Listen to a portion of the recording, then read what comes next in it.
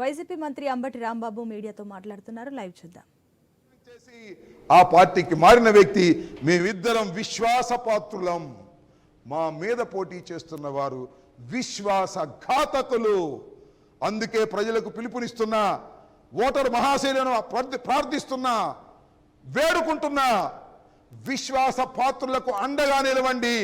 విశ్వాసఘాతకుల్ని తరిమి తరిమి నరసరావుపేట నియోజకవర్గం నుంచి, సత్తెనపల్లి నుంచి పంపించండి అని ఈ సందర్భంగా నేను వారిని సవినయంగా కోరుకుంటున్నాను. ఇది వాస్తవం. ఈ వాస్తవాన్ని కాదనగలిగిన శక్తి ఆ ఇద్దరిలో ఎవరికి లేదు. ఆ రెండు పార్టీలకు కూడా అంతకంటే లేదు. వాళ్ళిద్దరు పోటీ చేస్తున్న పార్టీకి కూడా అది లేదని మనవి చేస్తున్న విశ్వాసఘాతకులతోనే నిర్మించబడినటువంటి రాజకీయ పార్టీ అది. ఎన్టీ రామారావుని మోసం చేసినటువంటి విశ్వాసఘాతకుడు చంద్రబాబు నాయుడు గారు. అలాంటి పార్టీలో విశ్వాసపాత్రులకు తావుండదు. అంతా విశ్వాసఘాతకులే.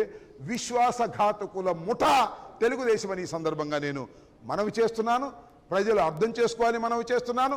మరి ముఖ్యంగా నరసరావుపేట పార్లమెంటు నియోజకవర్గ ప్రజలు అర్థం చేసుకోవాలి. సత్తెనపల్లి నియోజకవర్గ ప్రజలు అర్థం చేసుకోవాలి. ఇది సత్తెనపల్లి నియోజకవర్గం వావిలాల గోపాలకృష్ణయ్య గారి లాంటి గొప్ప వ్యక్తులు రిప్రజెంట్ చేసినటువంటి నియోజకవర్గం అని ఈ సందర్భంగా నేను గుర్తు చేస్తూ ప్రజలందరూ కూడా ఆలోచించమని మీ ద్వారా వారిని కోరుకుంటున్నాను.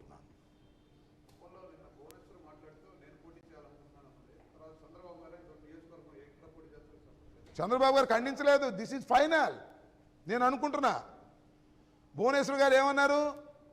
మా ఆయన రెస్ట్ తీసుకుంటాడు అంది, నేను ఇక్కడ పోటీ చేస్తానన్నారు.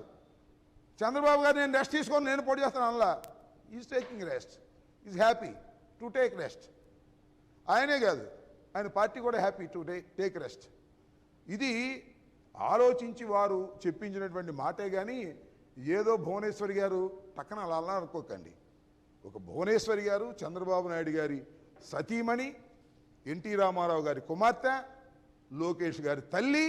ఆ మాట అంది అంటే చాలా ఆలోచించుకుని అన్నారు. చంద్రబాబు నాయుడు గారు నాకు తెలిసి he will exit from the politics అనేటువంటి భావన కలుగుతుంది. కాకపోతే ఈ పార్టీ ఖండించి ఉండేవాళ్ళని కూడా నేను అనుకుంటున్నా. Is no more in politics లాగా కనిపిస్తుంది.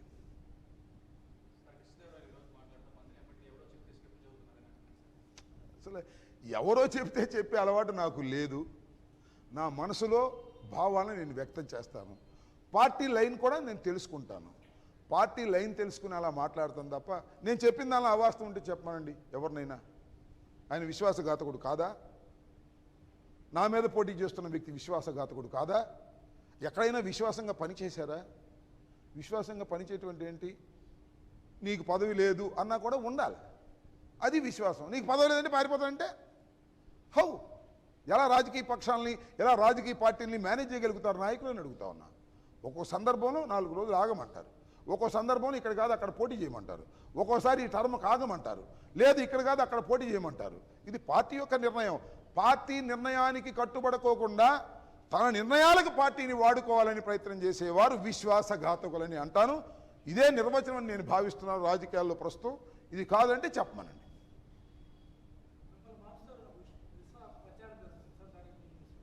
ఏ ప్రచారం? అది అన్నావా మిమ్మల్ని మారుస్తారని? విష ప్రచారం అన్నావు కదా, అర్థమైపోయింది కదా, అది విష ప్రచారం. సింపుల్. రాజకీయాల్లో అనేక ప్రచారాలు జరుగుతూ ఉంటాయి. నాకు కూడా ఇష్టమే, అనేక ప్రచారాలు జరుగుతుండాలి. నేను చెప్పాను కదా మీకు, చాలా సందర్భాల్లో చెప్పా, మళ్ళా చెప్తున్నా, దయచేసి అండర్లైన్ చేసుకోండి. Either negative or positive. అమృత ప్రచారం కానీ విష ప్రచారం కానీ ఏ ప్రచారమైనా జరుగుతూ ఉండాల్సిందే. Either positive or negative, always on the screen. Screen మీద నాది మీద చర్చ జరుగుతూనే ఉంటుంది. రాంబాబు గారిని తిట్టేవాళ్ళు ఉంటారు, పొగిడేవాళ్ళు ఉంటారు, విషం కక్కేవాళ్ళు ఉంటారు, అమృతం జల్లేవాళ్ళు ఉంటారు. ఇదంతా సహజం.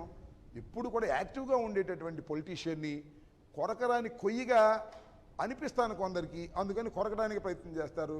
వాళ్ళు కొరకపోతే ఎవరి చేత కొరికించాలని ప్రయత్నం చేస్తారు, ఎవరి చేత కొరికించడానికి ప్రయత్నం చేయకపోతే దుష్ప్రచారం చేయాలనుకుంటారు, దుష్ప్రచారం కొరకపోతే విషప్రచారం చేయాలనుకుంటారు. విష ప్రచారాలకి దుష్ట ప్రచారాలకి భయపడేటటువంటి తత్వం కలిగిన రాజకీయవేత్తను కాదు. ఇవన్నీ చూసి 66 సంవత్సరాలు నిండిన వాడిని నేను. 30 సంవత్సరాలకి ప్రత్యక్ష రాజకీయాల్లోకి వచ్చిన వాడిని. అంటే ఎంత?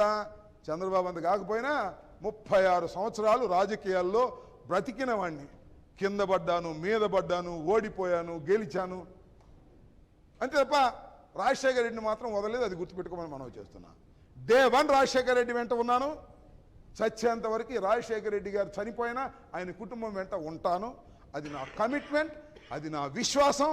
అందుకే నన్ను నేను విశ్వాసపాత్రుడిగా చిత్రీకరించుకుంటున్నాను. కాదని చెప్పమనండి. ఓకే.